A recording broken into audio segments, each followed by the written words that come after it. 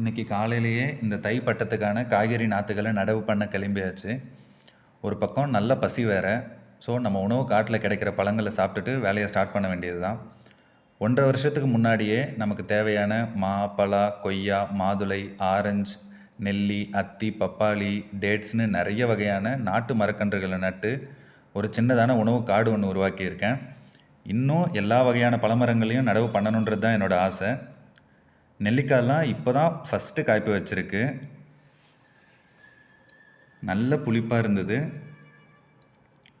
பப்பாளியுமே நல்ல காய்ப்பு வச்சுருக்கு. இந்த கொய்யா மரம் ரொம்ப பழைய மரம். நாட்டு கொய்யா சைஸுமே பார்த்திங்கன்னா ரொம்ப சின்னதாக தான் இருக்கும். இது எல்லாத்தையும் வைக்கிறதுக்கு இந்த தேக்கு இலையை எடுத்தாச்சு. முதல்ல எல்லா பழங்களையும் நல்லா வாஷ் பண்ணியாச்சு. அடுத்து என்ன, சாப்பிட வேண்டியது தான்.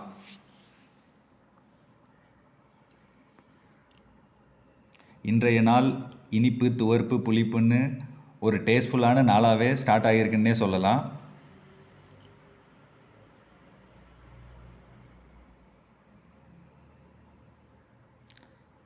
லாஸ்ட்டாக நல்லா தண்ணி குடிச்சிட்டு ஃப்ரெஷ்அப் ஆகிட்டு வந்த வேலையை பார்க்குறதுக்கு கிளம்ப வேண்டியது தான்.